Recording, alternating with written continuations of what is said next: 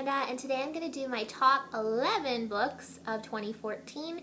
I chose 11 because those are the ones that I rated 5 stars. There's a couple more that I rated 5 stars, but I wanted to just do the very best books that I read.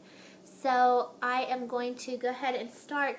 They're not really in any order except for the top 2 that were my all-time favorites, but I really like them all. So the first one is Violet Dawn by Brandi Lynn Collins. This is the first time I've read this author before. It's about a girl who finds a body in her hot tub, and she is afraid she's going to be blamed for it, so she disposes of the body in another place, and it's just a mystery, and it's really, really interesting and good.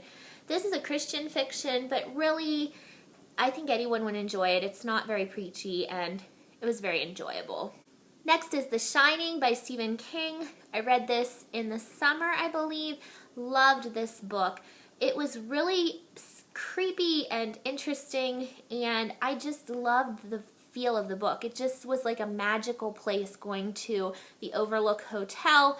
You just felt like you were there, and it was just an awesome, awesome story. Definitely one of my favorites by Stephen King. Next is The Boy in the Striped Pajamas by John Boyne. This is a very short but very powerful book about a little boy named Bruno who lives with his family, and his dad is a Nazi soldier, and he's walking one day and finds a fence, and on the other side is Auschwitz, the concentration camp. He meets a little boy there, and they develop a friendship. Of course, it's a fictional story based on history. It was so powerful because you're seeing the Holocaust through the eyes of a little boy, and it's just even more horrifying to see it that way because he has no idea why something like this would happen. So a really, really great book. I loved this one. Next is Divergent by Veronica Roth. This was the first book I read in 2014, and I was not disappointed. I'd heard a lot about it, didn't really know anything about what the story was, and I just really loved this story. I loved the factions, the different traits of the factions. It just was very thought-provoking and very well done, action-packed from the beginning to the end. Definitely a great book. Another book that I loved was Gone Girl by Gillian Flynn. This book was just such a wild ride, such a great psychological thriller. I did not see the big twist coming and was amazed. I loved the movie as well. It was definitely one of my favorites of the year. Next is Eyes Wide Open by Ted Dekker. This book was one that just really, you thought you knew what was going on, and then you found out you were wrong.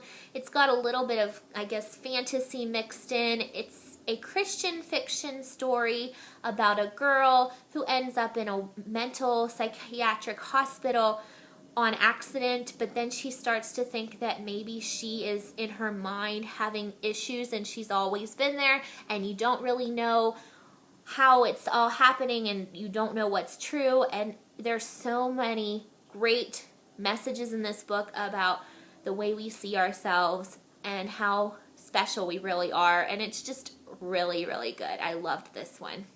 Then I loved The Kingmaker's Daughter by Philippa Gregory. This is my favorite so far in the Cousins War series. I've read 3 now, The White Queen, The Red Queen, and this one. Definitely my favorite. This is about Anne Neville, who was obviously the Kingmaker's daughter, and she became Queen Anne. And she was such a sweet person. I really liked her. She was very innocent, very sweet.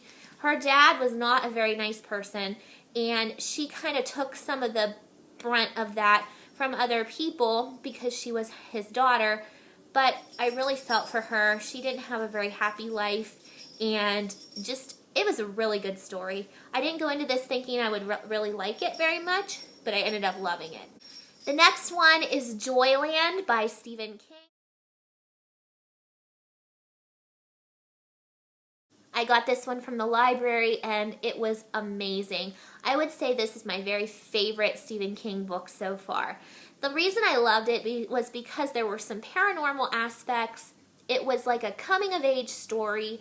It also had some very sweet moments that just warmed your heart, and there was some romance. It just had so much. Plus it took place at an amusement park, which I thought was fun. Plus there's this mystery, kind of a thriller story. There was just so much about this book that I just loved, and yeah, I could read that one again. I actually want to buy it because I definitely could see myself reading it again. I just really, really enjoyed this story. Definitely recommend that you pick it up. Even if you're not thinking you're a Stephen King fan or that he's the kind of writer you would enjoy, I think a lot of people would enjoy it even if they aren't into the horror, because the horror, the scary part was really not very big in this book. It was more of a mystery. Then I chose The Host by Stephenie Meyer. This book was excellent. I had heard people talk about it on BookTube. Didn't really think I would like it because I read Twilight just because everyone else did, and it really wasn't my thing, but I enjoyed it for what it was. This I really liked. It's a different type of story. It's about aliens. It was very interesting, and I really enjoyed it. So definitely one of my favorites of the year. And my top two are books that I do not own, but I want to because I loved them. These are kind of tied for first. I can't really choose because they're very different from each other, but I love them both. The first one is The Night Circus by Erin Morgenstern. This book had such amazing imagery. I felt like I was there. I loved this story. A lot of people say it's slow-paced. I didn't really feel that way. I felt like it was just right, and I felt like the story was so interesting and different and unique, and it was just amazing. Read it. And the last one is Big Little Lies by Liane Moriarty. I've talked about this book a couple times on my channel. I just really love this story. It's about a group of women who have children in school, and something has happened to somebody. You don't know who it happened to or what happened, but they keep talking about this event, this bad thing that happened, and it leads up to it. And there was a twist at the end that I did not see coming that really shocked me, and it just was such a great story. I really liked it because it's very relatable to my life, just the stage I'm at. I'm in the same kind of age range as these people, and I have kids, and I see other kids' parents and how they do act like some of the women in the book. They were a little bit exaggerated, but there were some similarities of people I could kind of pick out in my mind that are similar to that. Really, really like that story, and definitely would recommend it. And those are my top 11 books of 2014. I thank you all so much for watching, and I'll see you next time.